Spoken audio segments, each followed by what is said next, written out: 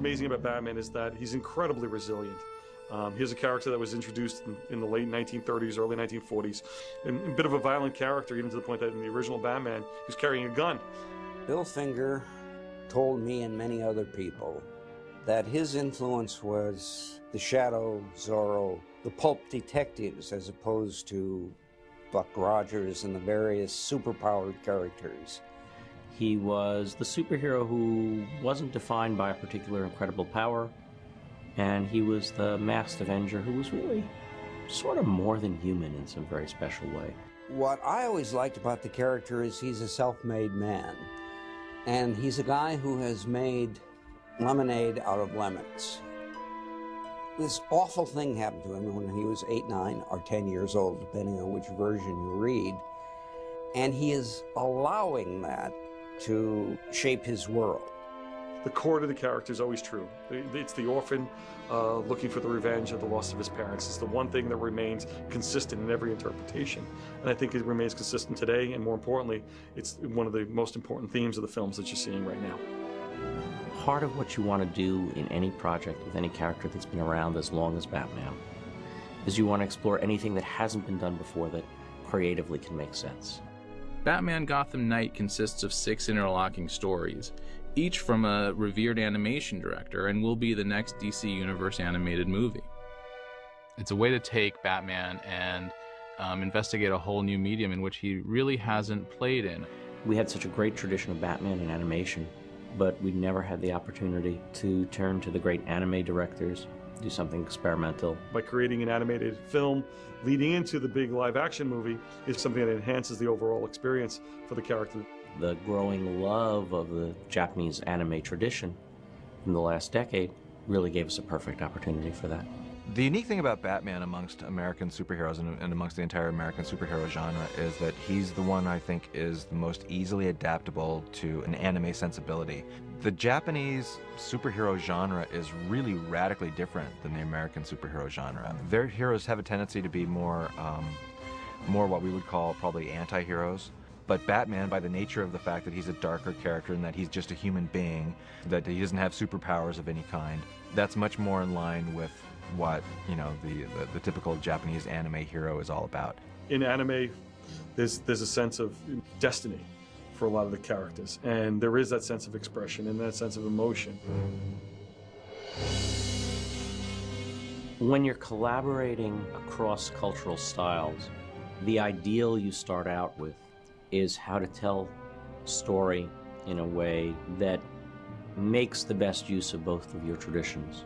I think that Batman, both in the storytelling and in the anime style, draws from the samurai tradition in the sense that Batman is looking for a master. Batman lost his master when his parents were killed, and his life has been not about vengeance, but about trying to establish right, to protect the innocent, and to actively take down those who are trying to do wrong. And so doing is looking for the master of his emotions, is looking for the master of his destiny, and ultimately realizes that only he can be his own master.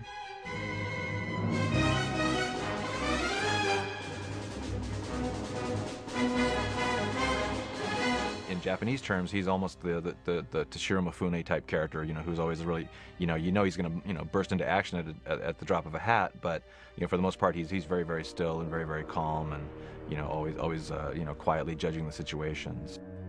Looking at the Western tradition of storytelling, you know, Batman really represents and is evocative of a couple of different heroic traditions, whether it's the tradition of the investigator, of the detective, or the tradition of the cowboy, you know, the man with no name, the lone wanderer in a situation, taking it upon himself to save the day. But he is absolutely the Dark Knight. He is the cowboy. He is the one that people turn to when they have no hope.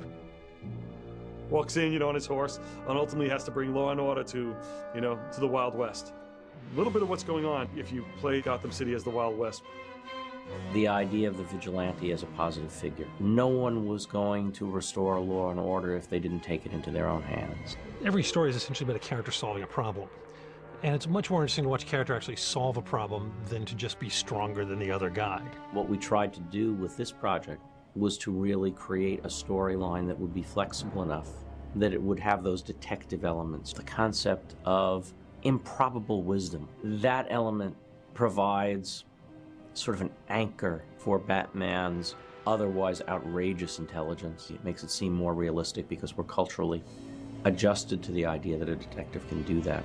But at the same time, the interactions for the characters were loose enough that it would allow the directors who were going to come to this from the anime side to tell the story in a fashion completely unlike a Western animator would, and to bring to it those emotional dimensions and those visual elements of combat.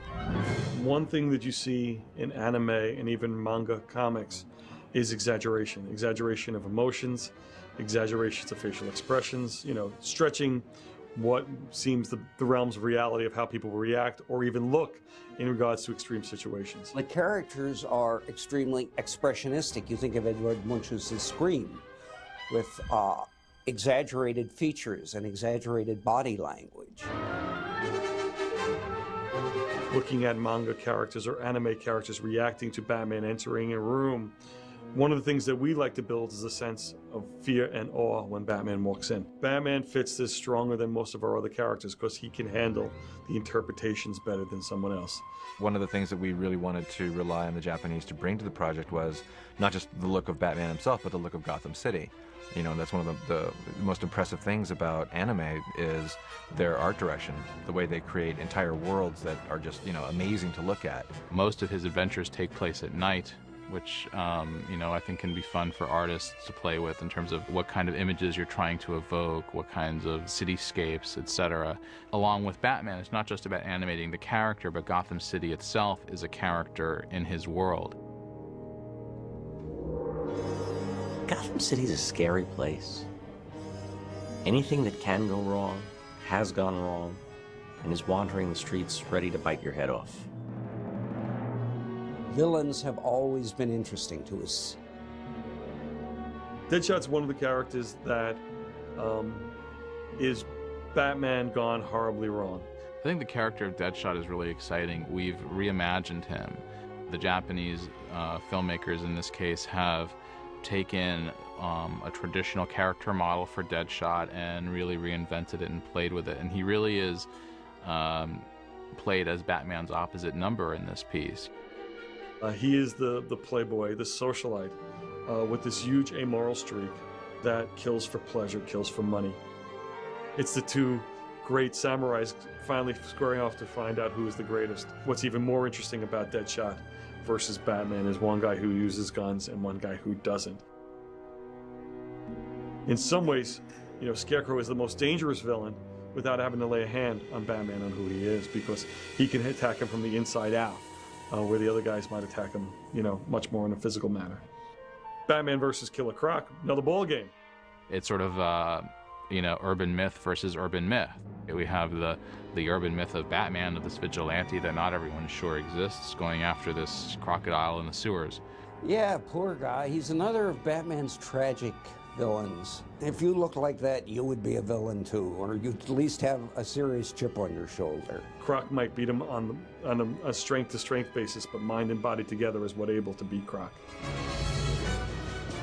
I think every time you start a project like this, you hope to do something that people will remember and take to their hearts as something different and outstanding. If we do it right, if it's cool enough, then we've got to top it next time. That's the challenge.